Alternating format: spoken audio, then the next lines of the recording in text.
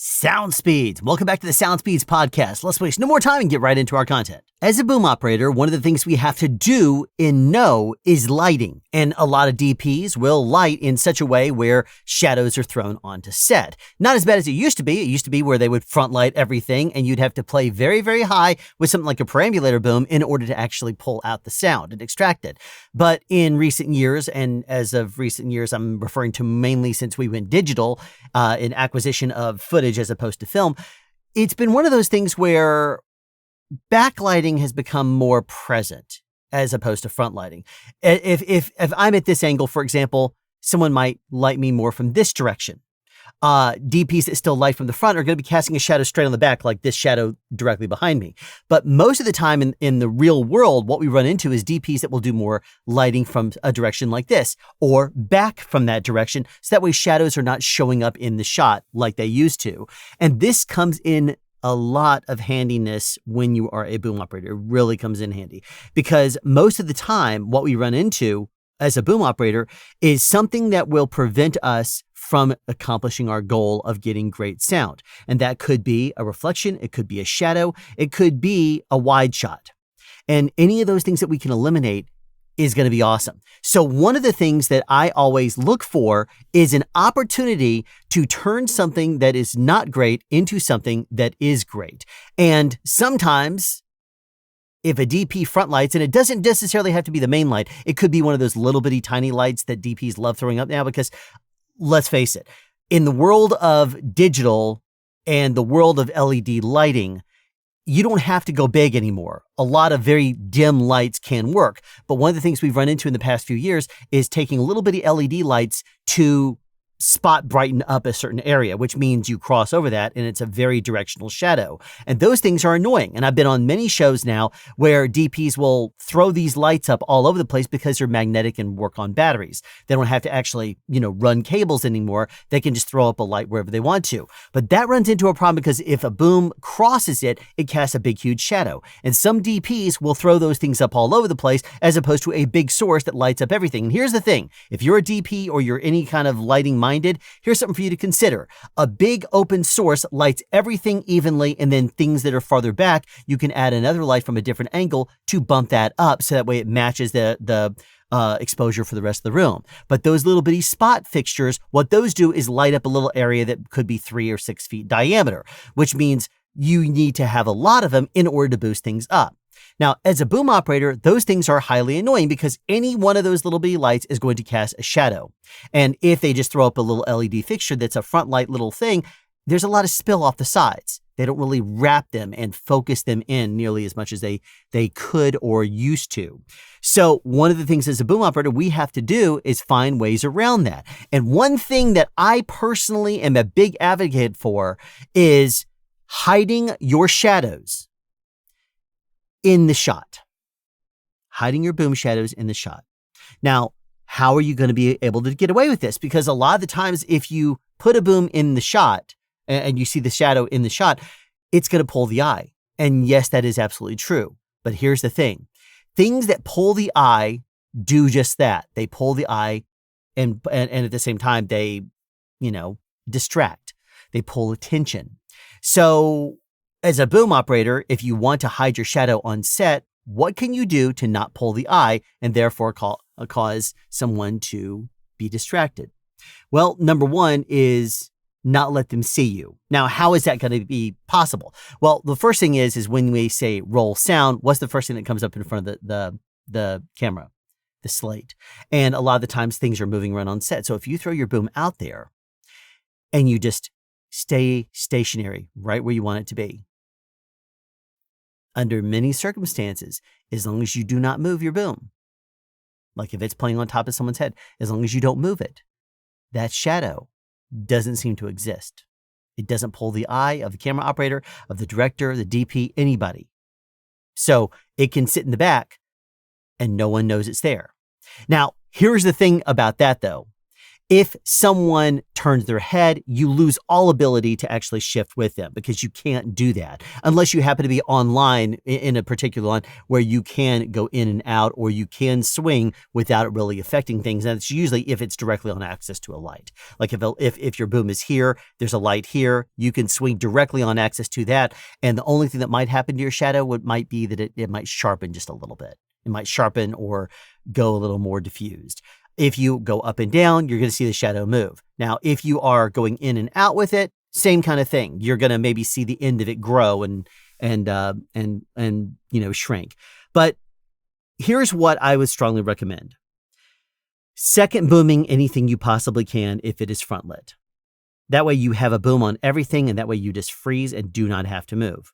And try to pick an angle where you won't have to adjust the boom in order to pull out the mouth. Like if, for example, someone is, you're booming from from directly overhead, someone turns their head this way, then you're going to go off axis. But if you angle more in from the front, you can be more on axis, and it's gonna help you to extract the sound from someone a little bit more. Now, if someone turns their head all the way around, or they walk at all, or stand up, sit down, that kind of thing, you're probably not going to be able to do it unless the camera moves with. And if the camera does move with, one of the rules there is move at the exact time as the camera and freeze when the camera freezes. So as the camera starts to move, you move your boom. As soon as the camera stops, you stop. And then sometimes you have a chance of not being seen. But one of the successes that I have had in the past is if I throw the boom out there and just let it sit there, so that way when they drop the sticks and they're ready to go, my shadow is on the back wall. And you would say, well, hold on a second, Alan. That is only part of the solution, because you still have to worry about, when someone is actually, when they say cut, what happens then? Well, here's the thing. Don't move. I know you're tired. I know you want to drop the boom quicker than anything, but if they say cut and you instantly drop the boom, someone who's still looking at the monitor is going to say, whoa, did I just see a boom shadow on the back wall? Throw their boom back out there. And you do that, and they're going to say, where were you during the take? My shadow was right there. Oh, we got to go again because we saw the shadow. The shadow was in the back. If they didn't see it during the take, they didn't see it. But here's the thing. They saw it now because you moved too quickly. So what you're going to have to do is, as soon as they say cut, I say count to 5. Keep the boom up. 1, 2, 3, 4, 5. Because once people start moving around on set, something like that's in the back, people are going to notice. And they could very easily say, because a lot of the times what will happen is DP will look at something and they'll say, okay, I got to adjust that. It's right back over there. And then they're going to turn over their shoulder and they're going to run away or whatever. And so people who are looking at the monitor 5 seconds after they say cut is totally different from cut. Oh, wait a minute. We just saw a movement. It's cut. People are moving around all over the place on set. They could be anything at that point. It's out of sight, out of mind that you were just rolling. So what I strongly recommend is, if you are, throwing a boom out there, make sure, first of all, it's not sharp. Obviously, if the boom is front lit by a very, very hard source and the line is very, very, sharp, it's probably not going to happen. The more diffuse that shadow is, the better. That way it doesn't pull the eye nearly as much. And another thing about that is that it's going to blend into the background even better, the more diffused it is. So hopefully this gives you a little bit of insight as to what you can do if you're a boom operator and you're trying to hide your shadow on set. Number 1, be out there early and freeze. Number 2, hold the boom out there and don't drop it until at least 5 seconds after they say cut. Aside from that, might give it a try during rehearsals and see if anyone catches you. Just make sure you were early and stay up late. One of the things I determined that I needed to do over 10 years ago was silence everything on my body when I am on set. And this is actually not as difficult or as easy as you may seem to think it is, because the things that you think are noisy aren't necessarily, and the things that are noisy aren't something that is a big deal. And so let me tell you where this all came from. I used to wear a clip-on belt pouch, and that was on the side on my belt. And usually if I was doing something like a walk and talk, it would be high up on my side as opposed to in the front. And so I would, as I was walking, it wouldn't bounce up and down a whole lot, but sometimes I might hear it just a little bit. And it was one of those things where I was doing a walk and talk with Cuba Gooding Jr. And at the end of the take, the first take, everything went quiet. He talked to the director. And then I happened to notice him glance down at the pouch on my belt, and then he looked back forward. Didn't say anything, but he was talking to the director and talking to people. And then as soon as it's done, it was like he was trying to identify what that sound was in the direction it came from. And he looked down, and I saw his eyes fall on the clip-on belt pouch. He didn't say anything again. But that to me, because I was paying attention, told me everything in the world I needed to know. If he noticed it, that was a distraction. And it doesn't need to happen. That was my mistake. And he played it, in my opinion, very, very professionally. He didn't say a word. But since he knew I paid attention on set, it should tell me everything I need to know. And it did. I took that pouch directly off of my side, put it on the ground way back behind where the shot ended, and I did my next few takes, and everything was all well and good. But after that, I made the determination that I was not going to ever distract another actor again with anything noisy on my body. Well, intentional, I should say, unless it was like an accident. Like there are sometimes the accidents that happen. Like there was at some point, I remember getting a click. I was doing a walk and talk on Finding Carter. We were in a warehouse. And as I was walking back, I thought that this click noise was coming from the Steadicam operator's vest. So as soon as we cut, I was like, "Hey, is there something clicking on your vest?" And he said, "No, the clicking you heard was your water bottle." And I'm like, "My water bottle?" And apparently my water bottle, which normally is higher up on my core, it was apparently had a little bit more pressure on it, and it was clicking a little bit. So that's what I was hearing. And I was like, man, I sabotaged this. And everyone was kind of laughing at that. I mean, it was one of those things where it wasn't, everybody had a good spirit on that show. It was like one of those things where it was a face palm for me, because everybody knows how serious I took that kind of stuff and still take that kind of stuff. But what I decided after doing that walk and talk with Cuba is that I was going to take every possible effort I could to make sure that I did not distract, sound-wise or visually whenever possible, from an actor again. And so the first thing that came up in my mind was, get stuff off of your belt. Get stuff more on your core. The core doesn't move. That's one of the reasons why, our arms will move, our legs will move, but our core relatively stays in the same place. It is the grounding center of your body. So what I was thinking is, why don't I try to get a vest? People use fishing vests. People use, hunting vests, all kinds of vests to get things up on their core. So I got a vest. And I started putting various different things in pouches and would move around to see if things were shifting and making noise.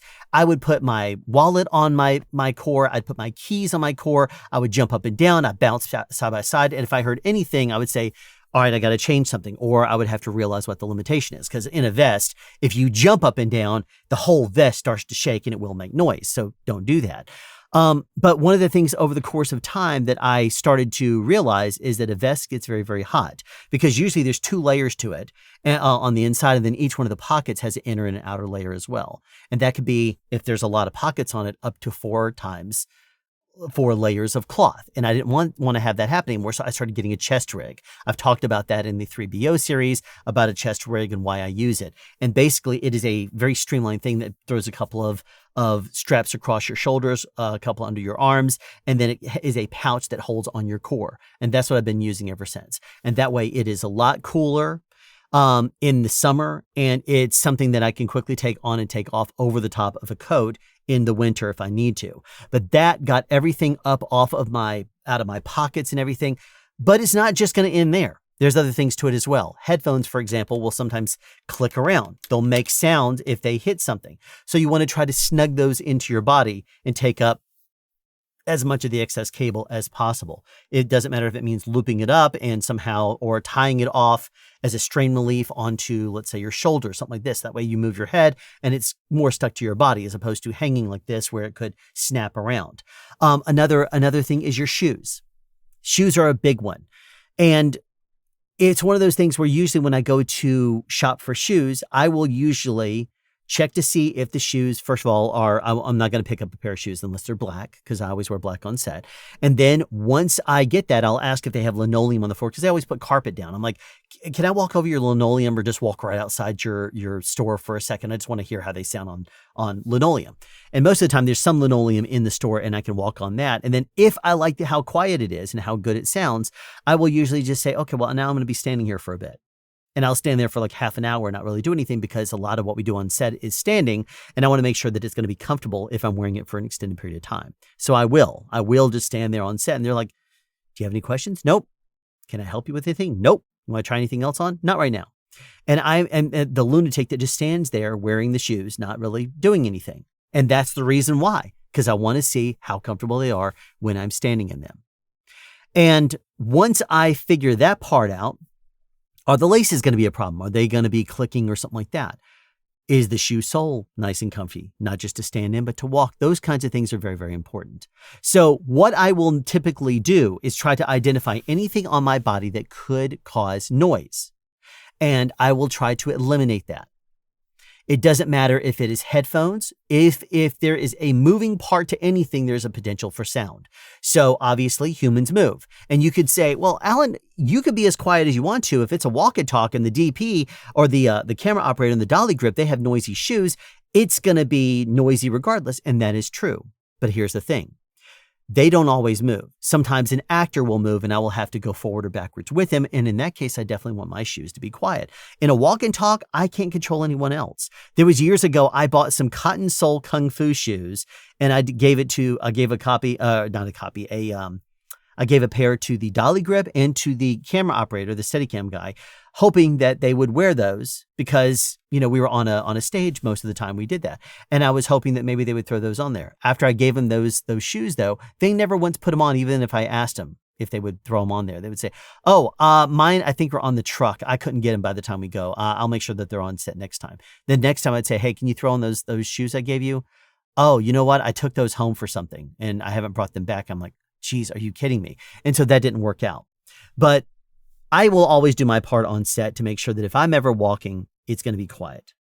And that's the best we can do.